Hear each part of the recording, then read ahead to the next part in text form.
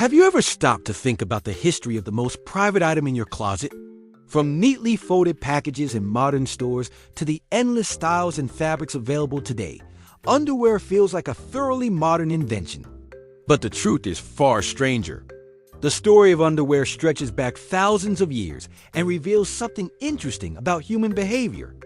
People across history have always tried to solve the same simple problem: how to stay comfortable, clean, protected, and modest under their clothing. At its core, underwear serves several basic purposes. First, it protects the body. Clothing fabrics, especially rough materials like wool or leather used in earlier centuries, can irritate the skin. A soft layer underneath acts like a buffer. Second, underwear protects outer clothing. Before washing machines existed, clothing was expensive and difficult to clean. Undergarments absorbed sweat and body oil so outer garments could stay clean longer. Third, underwear provides support and mobility. For athletes, workers, and soldiers, proper undergarments made physical activity easier and more comfortable. And finally, there is modesty. As societies developed stronger ideas about privacy and appearance, underwear helped people maintain social expectations about how the body should be covered. Most people assume underwear is a relatively modern invention. But forms of undergarments existed long before modern clothing stores and laundry detergents. The difficulty for historians is that underwear rarely survives in the archaeological record.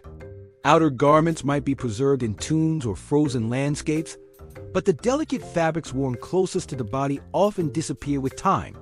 So researchers must rely on artwork, written descriptions, and the occasional lucky discovery. One of the earliest examples comes from ancient Egypt around 4,000 years ago.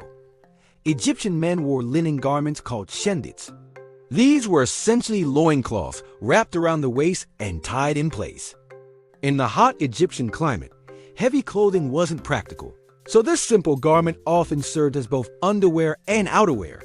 Wealthy Egyptians sometimes wore finely pleated linen versions, while workers and laborers wore simpler ones. Tomb paintings frequently show farmers, fishermen, and builders wearing little more than these linen wraps while working along the Nile. The ancient Greeks and Romans also developed their own versions of undergarments. Greek athletes sometimes wore a small cloth around the waist called a perizoma when training or competing. The Romans used a similar garment called a subligaculum. Gladiators famously wore these during battles in the arena. It provided basic coverage while allowing complete freedom of movement. Roman women also had their own form of undergarment called the strophium. This was a band of cloth wrapped around the chest for support. Interestingly, mosaics discovered at a Roman villa in Sicily show women exercising while wearing garments that look remarkably similar to modern sports bras and briefs.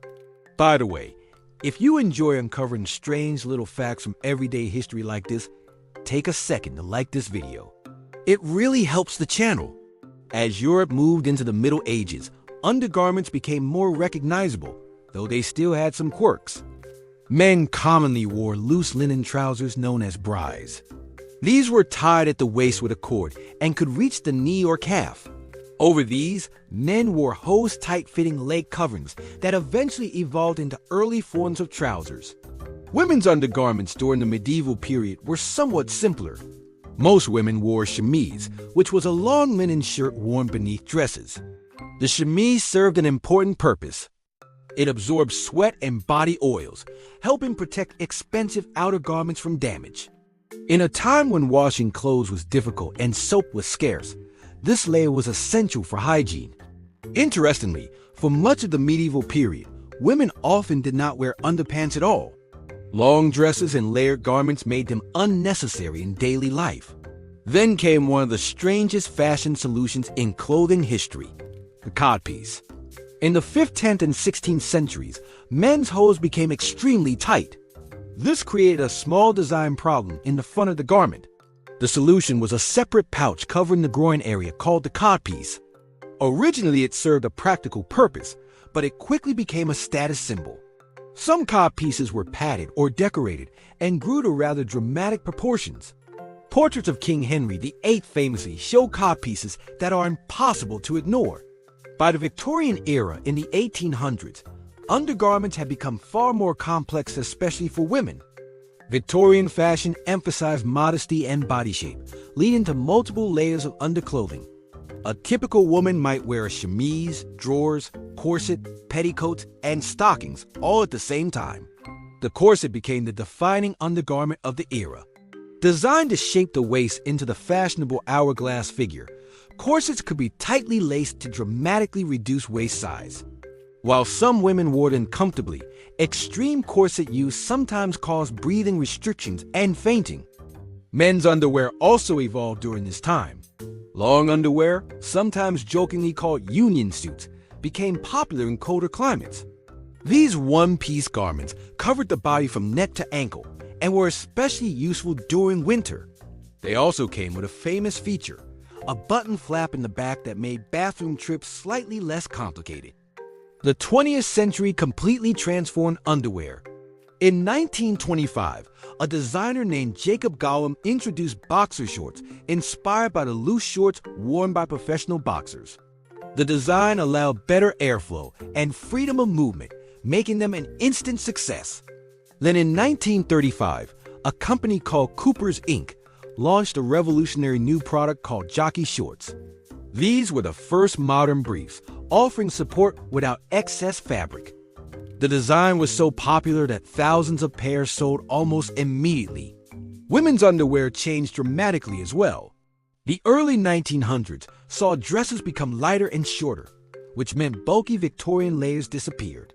New materials like nylon, introduced in the late 1930s, made underwear lighter, stretchier, and easier to produce. By the mid-20th century, underwear had become more than just practical clothing. It had become part of fashion. Designers began experimenting with colors, fabrics, and styles, turning undergarments into personal expressions of comfort and identity. Today, underwear includes moisture-wicking athletic fabrics, seamless designs, temperature-regulating materials, and countless cuts and styles designed for different activities. From athletes to office workers, nearly everyone depends on this small but important layer of clothing every day. And when you look back at the long history of underwear, you realize something interesting. For thousands of years, humans have quietly worked to improve a simple idea, creating a small layer of clothing that keeps us comfortable, clean, protected, and just a little more confident in the clothes we wear. If you enjoyed this dive into the hidden history of everyday things, let me know in the comments what surprised you the most. And if you enjoy uncovering the strange stories behind ordinary objects, be sure to subscribe for more Watercooler Facts.